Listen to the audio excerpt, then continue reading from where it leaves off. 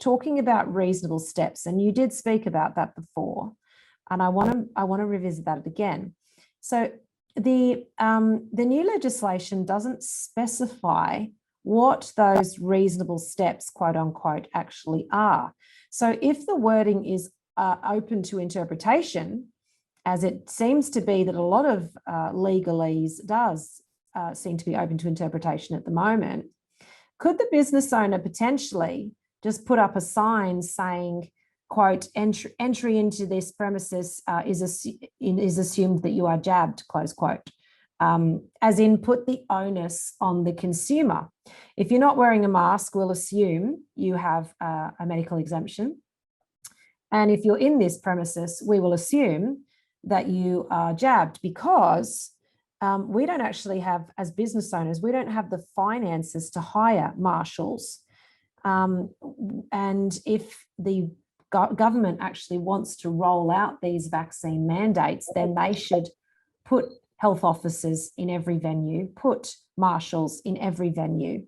I don't have the skills, nor the safety, nor the finances to be able to do that with my staff.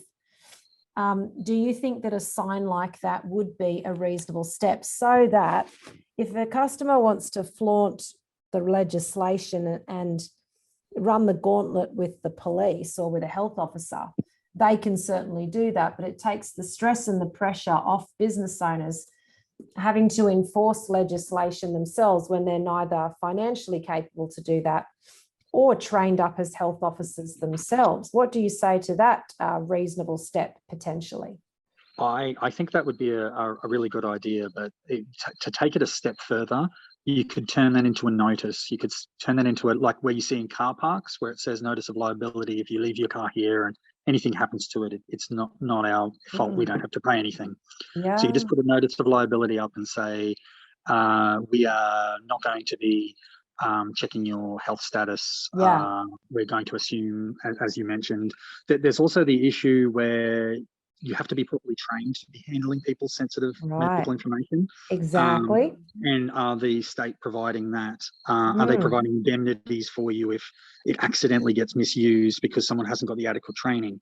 Like, I don't think so, but I think like a notice saying that, stating what the conditions of entry are, and then people are understanding and have it somewhere where it's really visible, where they can't miss it, or even point it out to them when they come in, to just say, I'll just have to draw your attention to this, and then you're engaging them in a contract.